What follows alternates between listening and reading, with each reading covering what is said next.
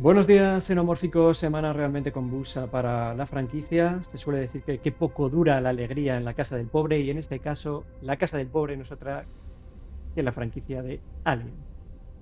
Por una parte tenemos el episodio 5 de Alien Earth, serie que para mí empezó relativamente bien, pero que con el devenir de los episodios ha ido decayendo en su calidad. Este quinto episodio, que lo tenía todo, todos los ingredientes estaban ahí para hacer un auténtico homenaje de Alien, el octavo pasajero. La Magnum exactamente igual que la Nostromo, la ambientación, los decorados, los personajes, el setting con esas otras especies alienígenas, absolutamente todo para que en 68 minutos de episodio fuera una auténtica maravilla, con el presupuesto que hoy en día tiene la serie. Recordemos, Alieners tiene un presupuesto de 250 millones de euros. Es verdad que lo tiene que repartir en varios episodios, pero joder, es un pedazo de presupuesto. Romulus tuvo 80 y el diseño de producción fue espectacular, cosa que, por cierto, no se nota en Alieners. Hay ciertas cosas que dan bastante vergüenza ajena, ya lo dijimos en su momento. El xenomorfo, el traje del xenomorfo no da el pego, parece totalmente de goma en las tomas más cercanas, solo y lamentablemente luce bien cuando se le mete CGI y corre a cuatro patas, porque cuando está sobre dos patas es un auténtico despropósito. Parece un mimo. La persona que han contratado parece sacado de las clases de Karate Kid. O sea, es una cosa que no paras de pensar, Dios mío, es un tío metido en un traje, y la serie no funciona debido al tono que está imponiendo Hawley. No sabemos muy bien por qué, de distensión, momentos cómicos, incluso paródicos en ocasiones, personajes que no se están tomando en serio lo que está ocurriendo, partidos de risa mientras sus compañeros mueren a diestro y siniestro, y que en los momentos en los que deberían dar el do de pecho, ni siquiera los actores consiguen dar una actuación mínimamente razonable y vamos, al nivel de lo que debería ser una serie de Alien. La actuación es lamentable, y la dirección en ocasiones un sinsentido. La escena en la que un hombre de unos 60 años se lanza a hacer un mataleón al alien y le muerde la oreja, pudiendo el alien quitárselo de encima como si fuera una abuela. ¡Ay, Dios mío, quítamelo, quítamelo, por favor! O sea, es realmente ridículo. Vamos, prácticamente paródico. Llega a ser un revival de los peores momentos de Alien Resurrection o de Alien vs Predator. Y ya sabemos cómo acababa aquello. O sea, yo bajo ningún concepto me gustaría volver a esa época, que por cierto nos tuvo muchísimos años sin algo de Alien porque se estrelló estrepitosamente, pero que la serie no se derrumbe. Hay ciertas tramas y subtramas que a mí me interesan mucho porque tienen que ver con la ciencia ficción, como puede ser el tema de los androides, de las conciencias humanas metidas en cuerpos artificiales, la inmortalidad, qué es ser humano y qué no, los derechos, las corporaciones. Pero es que incluso esas subtramas no están siendo elaboradas como a mí me gustaría, no se está metiendo profundidad, está todo quedando un poquito, muchas cosas en el tintero, no se meten en profundidad en nada realmente, y es un poco triste. Porque esta serie compite de tú a tú con auténticos pesos pesados de la ciencia ficción. No se ha empezado a hacer series ahora, las series tienen una calidad casi cinematográfica hoy en día. Estamos hablando de Dune Prophecy, pedazo de serie sobre Dune. Estamos hablando de Fundación, la serie de Apple TV, que se han gastado ahí el oro y el moro en hacer una pedazo de serie con una imaginería visual tremenda, un guión muy bueno, grandes actuaciones. Es espectacular el diseño de producción de esa serie. Incluso Fallout, ya dentro del tono de lo que es Fallout, el director juega muy bien con ese tono. Es cierto que es un poquito más distendido, pero dentro de lo que es Fallout es un espectáculo esa serie. Es una maravilla. Pero es que Alien Earth no puede llegar a competir con esas series. Está muy por debajo. Es increíble lo que voy a decir, pero es que a ratos hay escenas donde rozamos la serie B. Estamos un poco el King Kong vs Godzilla. Es a ratos un poco como el xenomorfo, acaba siendo un poco como el malo de la semana del episodio de los Power Rangers. Es un poco peripatético el verle. Así como los dos primeros capítulos eran una sierra mecánica con patas que tardaba apenas 2 segundos de reloj en cargarse a 15 soldados armados hasta los dientes, ahora parece una persona con problemas reumáticos que se mueve cuando el guión lo requiere a 2 por hora, tarda Se puede tomar el personaje, el que está atacando un café, afeitarse, leerse el periódico, porque no le va a pillar nunca. O sea, tarda la vida cuando el guión lo requiere y es un rayo cuando el guión lo necesita. O sea, no tiene ningún sentido. Y el quinto episodio es realmente terrorífico. Terrorífico. Yo espero y deseo que por lo menos en lo que respecta a las otras subtramas, la serie acabe siendo interesante, lo seguiré viendo y seguiré narrándolo aquí con vosotros, pero esperaba bastante más del guión. Yo creo que tenemos que ser más exigentes hoy en día. Hay productos ahí fuera de muchísima calidad y no nos podemos conformar con cualquier cosa. Esto no puede ser cualquier cosa. La primera serie de Alien en la historia no puede ser cualquier cosa porque ahí fuera hay auténticas maravillas. Y estamos hablando de un presupuesto muy grande, repito, 240 millones de euros. Shogun de FX tuvo ese presupuesto y es una gran serie. Pues no entiendo por qué nosotros nos tenemos que conformar con esta especie de formato de serie B que parece más una sitcom que una serie de terror. Pero bueno, el caso es que no solo hemos tenido este quinto capítulo que nos ha dejado una sensación bastante agridulce, sino que la secuela de Alien Romulus, lo hemos sabido esta semana, no va a ser dirigida por Fede Álvarez. Agarraos los machos. Es una auténtica lástima, para mí ha sido un mazazo. Creo que gran parte de esta nueva ola de Alien, de este nuevo hype que hay sobre la franquicia, es gracias a Romulus. Recondujo una saga que se había estrellado totalmente con Covenant y se le supo imprimir un diseño de producción y una creación de universo con esa vuelta al retrofuturismo total, con esos escenarios cuidados hasta el milímetro, con un guión que puede ser mejor o peor, puede ser más o menos original, pero que no tenía ningún tipo de agujero. Los personajes hacían cosas coherentes, tratando de sobrevivir de una forma coherente sin hacer cosas estúpidas. Estábamos muy acostumbrados a que en la franquicia la acción avanzara, el guión avanzara porque los personajes eran estúpidos y no paraban de hacer cosas estúpidas. Aquí no pasa eso.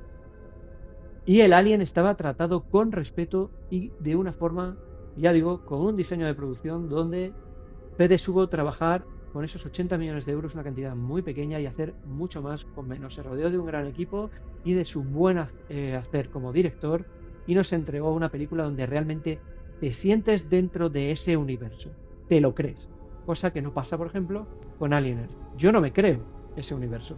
Me parecen actores de una serie cómica en unas circunstancias que no tienen nada que ver con lo que me están transmitiendo. Os dejo simplemente una imagen. Cuando despiertan a Morro en el quinto episodio y le están contando que el capitán ha muerto y el otro tiene un parásito infectado, el tío se está partiendo la caja y su única obsesión del chaval que le despierta es enseñarle un vídeo porno de la que está al mando ahora mismo. Es que lo que me estás contando no tiene absolutamente nada que ver con lo que me estás transmitiendo. Parece otra serie, parece que me estás contando algo que está ocurriendo en un universo paralelo, no en lo que estoy viendo. Lo que estoy viendo es casi paródico, casi cómico. Eso no pasa en Alien Romulus y me da auténtico miedo porque yo ya me había acostumbrado a este buen hacer en cuanto al diseño de producción, en cuanto a la atmósfera, en cuanto al espíritu, y tengo miedo de que lo perdamos en la secuela. Si no se consigue dar con el director adecuado, porque el director, como hemos visto en Alien Earth, es una piedra angular muy importante para transmitir en lo que estás dirigiendo. Y eso lo vamos a ver en los directores que se están barajando para esta secuela. Hay algunos muy buenos y otros que me dan auténtico terror. Los que vamos a barajar yo no son los que a mí me gustaría que hicieran la secuela de Romulus. Hay que ser realistas. No vamos a tener un director estilo James Cameron y Denis Villeneuve.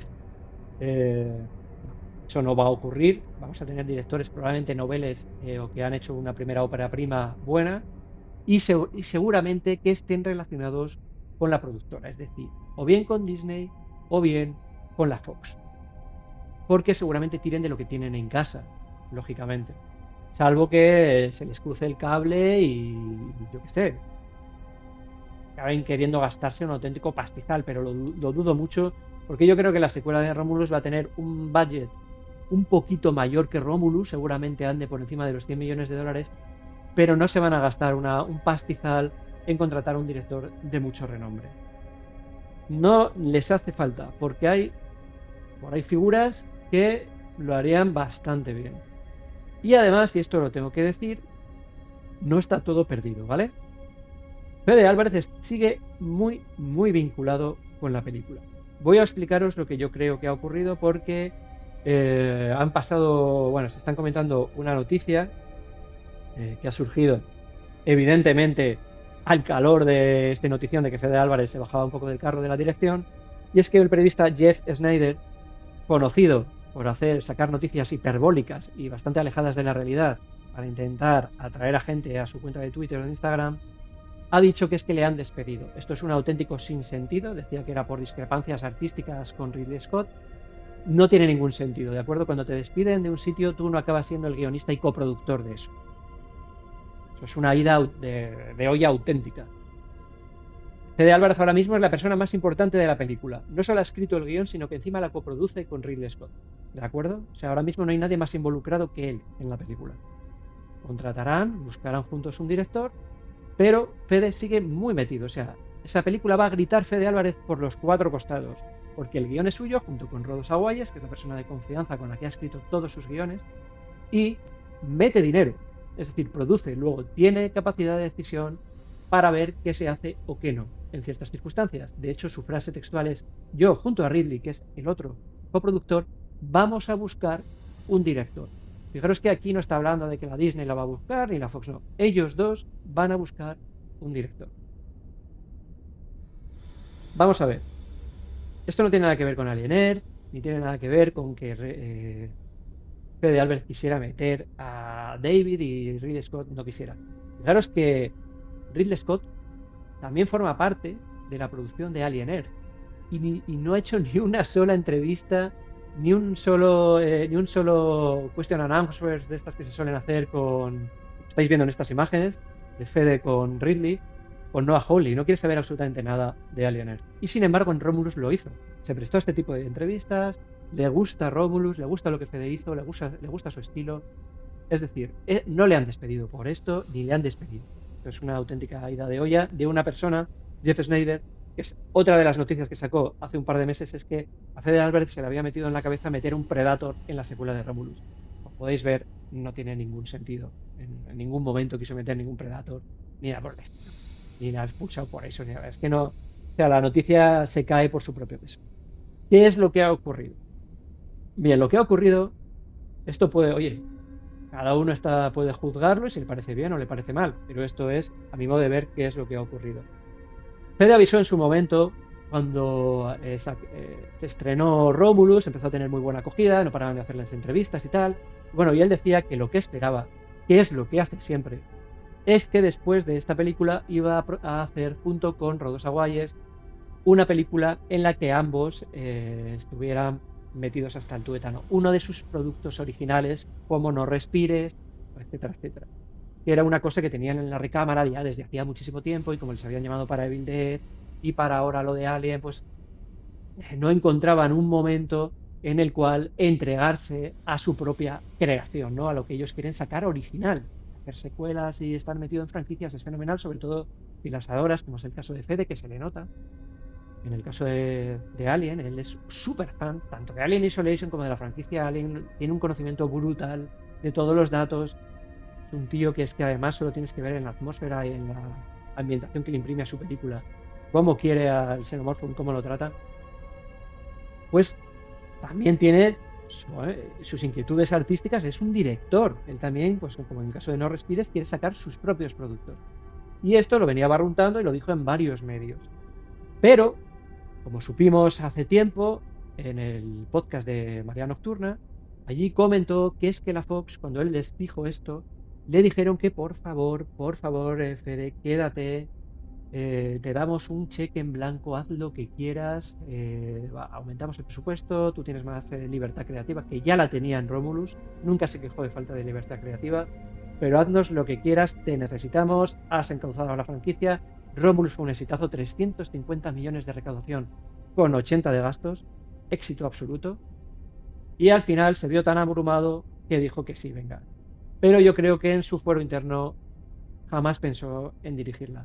Él siempre ha hablado de que cuando te metes en nuestros proyectos, 2 años de tu vida desaparecen, porque estás metido, te metes en ese universo, dejas de ver a tu familia, lógicamente, estás muy enfrascado en esto, no piensas en otra cosa, y yo creo que le ha dado un poco de vértigo volver tan pronto. Además, ya recordar que cuando se estrenó Romulus, él enseguida dijo que, bueno, como se vio un poco sobrepasado por el éxito, ya empezó a dejar caer que las secuelas es muy bien, pero que había que dejar pasar unos años, que cuando el cuerpo te lo pidiera, que era un poco precipitado quizás empezar a hacerla ahora.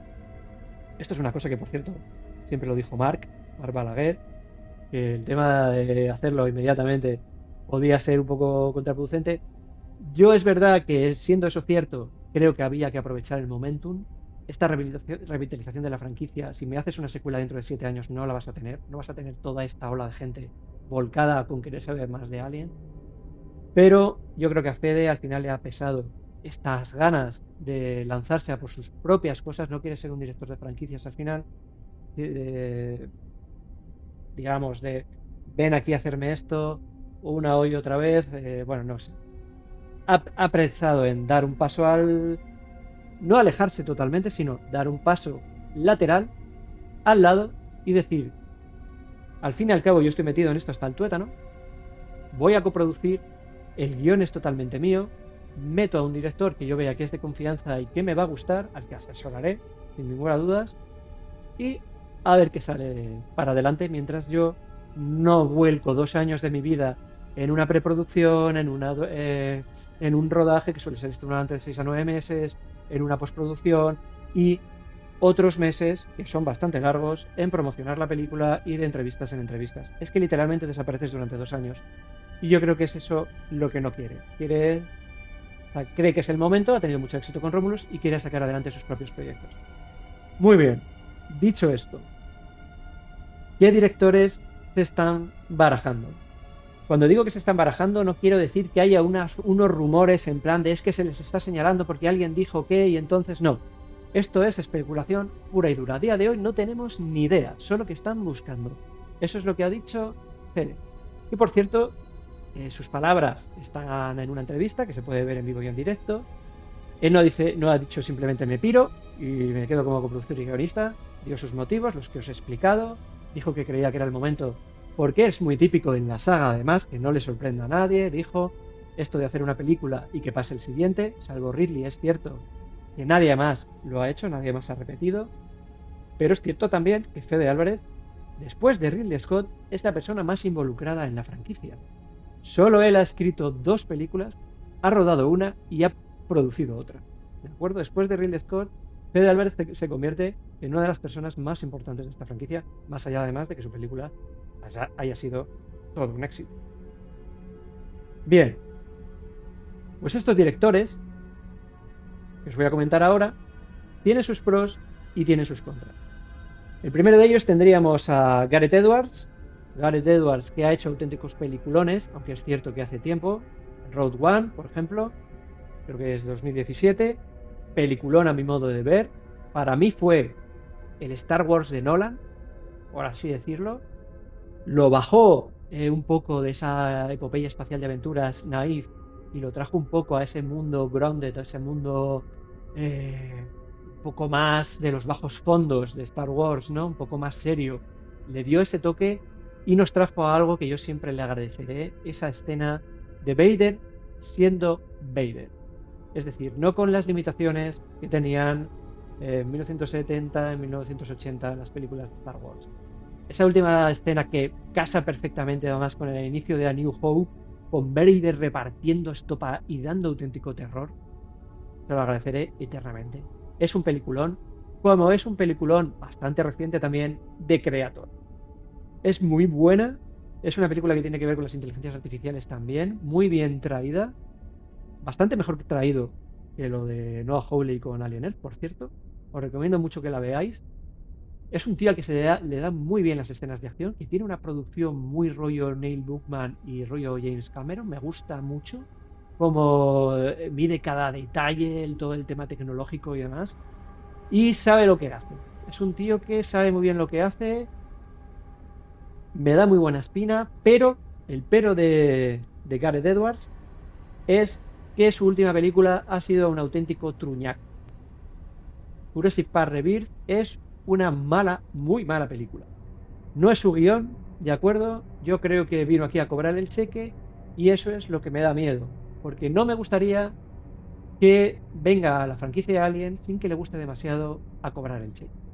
Haga pispas, ruedo esto, ruedo aquello, y luego me lanzo a lo que realmente me apasione, como es The Creator o alguna otra cosa original, etcétera. No lo hizo en Rogue One, pero lo hizo en Jurassic Park Rebirth. Y creo recordar que algunas de sus declaraciones fueron: yo lo pararía todo por hacer una película de Parque Jurásico, bla, bla, bla, cuando empezaba a saberse que la iba a rodar. Pues tío, has hecho un auténtico truño. O sea, quiero decir, no está mal en algunas cosas, las escenas de acción son buenas, pero la película es muy mala.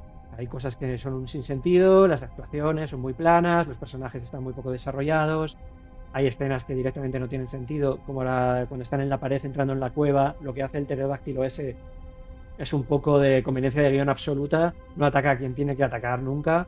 La supervivencia del amigo de Scarlett Johansson al final cuando le ataca el bicho mutante en el río es una ida de olla. ¿Por qué sobrevives? Nadie lo sabe, ni siquiera se muestra.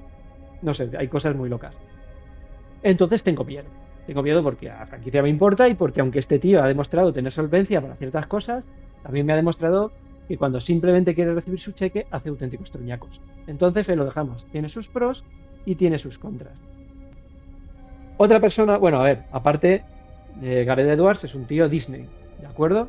Por lo tanto, si Disney tuviera que mirar a alguien de confianza ahora que se ha encontrado con esto, esto evidentemente supongo que Fede se lo ha contado a Disney y a Fox mucho antes de que nosotros lo supiéramos. No lo dejas caer ahí en una entrevista random a pie de calle porque es una ocurrencia tuya y dejas a la productora en plan con el culo torcido. ¿Qué me das cuenta? Vamos a buscar un... No, no. Evidentemente esto no ha ocurrido y seguramente pues tanto Disney como Fox dentro de casa ya estén sondeando. Y Gareth Edwards es una persona de la confianza de Disney. Otra persona que a mí particularmente me gusta mucho, y vamos a verlo ahora, es... Lo retomo donde lo dejé. Otro de los nombres que se estaba barajando, rumores, nada confirmado, pero es la directora Arkasa Stevenson. Esta mujer había rodado ya algún capítulo de la serie Legión, pero su primer largometraje, su primera película ha sido The First Omen, la primera profecía, precuela de la profecía de 1979 para la Fox, ¿de acuerdo? Por lo tanto, directora de la casa. Esta película, que bueno, había sido creada con ánimo recaudatorio para que pasara sin pena ni gloria, pero hecha con 4 duros, creo que unos 25 millones de euros, me parece, nada. Y simplemente pues recaudara más de lo que se invirtió en ella, que no era muy difícil. Consiguió recaudar el doble, algo más de 50 millones de euros, pero esta mujer se las apañó para que fuera una delicia en lo visual. El guión no daba para mucho más, es bastante limitado, pero ella lo exprimió como un limón y consiguió que cada escena fuera una obra de arte. Os recomiendo mucho que la veáis, es canela en rama, ciertos encuadres, cierto tratamiento de la luz, cómo narra con lo visual. A mí me ha dejado loco. Es verdad que no deja de ser la típica película que a veces abusa un poquito de los sustos, pero tiene escenas muy memorables, muy truculentas, como es dos escenas de un parto diferentes, algo similares pero diferentes, porque son en distintos momentos de las películas y son tratadas de forma distinta, pero te dejan bastante mal cuerpo, son muy espectaculares y visualmente muy sugerentes. Toda la película tiene unos encuadres tremendos. A mí me ha sorprendido muchísimo y creo que este estilo, que lo visual siempre ha pegado muy bien con la franquicia Alien, Ridley Scott siempre fue un director muy de lo visual, y además tiene ciertos toques, ciertas pinceladas de body horror, que además la directora en alguna entrevista ya ha comentado, esta es por cierto, que es una cosa que le obsesiona y que le gusta mucho. No hay probablemente una franquicia que se toque más el tema del body horror que en Alien, probablemente La Cosa, pero Alien es muy importante, ¿no? Todo ese tema, sobre todo en el cuerpo de las mujeres, que ya lo explota muchísimo aquí en The First Omen, y en las entrevistas también lo ha narrado. Es un tema que a ella le gusta, le interesa y que casa a la perfección con lo que siempre ha sido un poco la franquicia de Alien, ¿no? La imaginería visual, el contar narrando, el horror de tu cuerpo, ¿no? De ser profanado, ese tipo de cosas se narran perfectamente en The First Omen y ya os digo que visualmente es espectacular. Me encantan, unos primeros planos espectaculares, unas imágenes perturbadoras, un tratamiento de la luz como yo no veía desde hace tiempo y que me ha sorprendido que se dé en la primera película de esta directora. Nunca había hecho un largometraje y el primero es muy bueno. Esto no es una ópera prima, no es una película original, entonces claro, ella se ha tenido que ceñir a un guión que le ha sido dado y jugar dentro de esos límites, dentro de esos márgenes. Entonces no ha podido pues dar de sí todo lo que hubiera dado en algo que le hubiera dejado un poco más de margen de maniobra, ¿no? Estaba muy constreñida no solo por el guión, sino porque es una precuela de una película. Es decir, nada de lo que narres puede contradecirse con lo que van a ocurrir en los hechos de la siguiente película, que es La Profecía de 1979. ¿Qué pasaría si entrara a filmar, digamos, con el guión de Fede Álvarez? Claro, también estaría un poco atrapada dentro de un guión que ya le ha sido dado, pero me encantaría ver la visión que tiene esta mujer en cuanto al tratamiento de la atmósfera y de las imágenes. Sin duda sería una película que se tomaría muy en serio a sí misma, volveríamos al terror más puro y las imágenes serían muy perturbadoras. O sea que yo me la guardaría, evidentemente, al final será un director que, de los tres que voy a mencionar aquí, pues, que no tenga nada que ver con ellos y sacarán uno de la manga porque la vida es así. Pero yo, esta es mi apuesta personal, por encima incluso de Gareth Edwards, me encantaría que le dieran una oportunidad a esta chica porque si hace esto con su primera película, que no haría con una película que le triplica el presupuesto de lo que hizo ella con La Primera Profecía y con un productor como Ridley Scott y como Fede Álvarez para aconsejarla con el equipo que tiene esta gente detrás, porque ya se ha confirmado que parte del equipo que trabajó en Romulus, gran parte del equipo de efectos especiales que trabajó en Romulus vuelve para la secuela. Es una primicia que os doy. Eh, y también tengo que deciros que de dónde he sacado yo esa noticia también tiene que ver con otro nombre que se ha estado barajando para la precuela, que es el siguiente. Porque el otro nombre es Nia Da Costa. Nia Da Costa, cuyas anteriores películas han sido el remake de Candyman, que bueno, la verdad que no estuvo mal, aunque quizás se desviaba un poco de lo que viene siendo el concepto de terror para hacer un poco más de crítica social, hasta el punto de que era un poco recalcitrante y ya te daban ganas en plan de, mira, empieza a matarlos porque me aburren con la moralina. Pero bueno, no estaba mal rodada, no estaba mal dirigida, visualmente era bastante decente. Y otra de las cosas que hizo fue The Marvels. Aquí ya empiezan los problemas, ¿de acuerdo? Película que tuvo 300, me parece que 350 millones de budget de presupuesto y recaudó 200. Probablemente la película del MCU que peor le fue en el box office. Y es cierto que aunque tuvo muy malas críticas de la crítica especializada, en el Rotten Tomatoes tuvo bastante buenas críticas. Pero si tu película no la ve nadie y por eso el box office es muy malo, y tienes muy buenas críticas en Rotten Tomatoes, te han hecho lo contrario al review bombing. Es decir, te han hecho el pro bombing. Ha habido críticas de gente que evidentemente no ha visto la película y la ha puesto muy bien. Porque si no, la recaudación hubiera ido en sintonía con las críticas de la audiencia y hubiera sido muy grande. Sin embargo, ha tenido 150 millones menos de recaudación que Romulus, cuando costó 5 veces más. Es una persona que se ha manejado con grandes presupuestos y no ha hecho un buen delivery, no ha dado resultados, lo cual me preocupa un poquito. Entre las críticas a The Marvels, también es cierto que tienen bastante que ver con el guión, poco desarrollo de actores, escenas que no tienen mucho sentido, en fin, sin pena ni gloria, una más del MCU, pero es que claro, cuando haces algo del MCU que no suene a algo más del MCU, es difícil, porque al final todo acaba pareciéndose. Esto es una amalgama de películas, decenas de películas, que es inevitable que al final todo acabe sonando a todo. Pero ella no ha conseguido dar el do de pecho ni desligarse de las anteriores. Entonces, bueno, yo creo que habría que juzgarla quizás más por Candyman que por esta película de The Marvels. ¿Por qué está sonando esta mujer? Bueno, pues que así como los anteriores estaban ligados a Disney, en el caso de Gareth, y a la Fox, en el caso de Stevenson, por la primera profecía, ella está ligada a Disney también, y también va a hacer la continuación de 28 años después. Por lo tanto, está bastante ligada a otro nombre que no es otro que el de Alex Garland. Alex Garland, hecho 28 años después, guionista también, y está bastante relacionado con Fede Álvarez.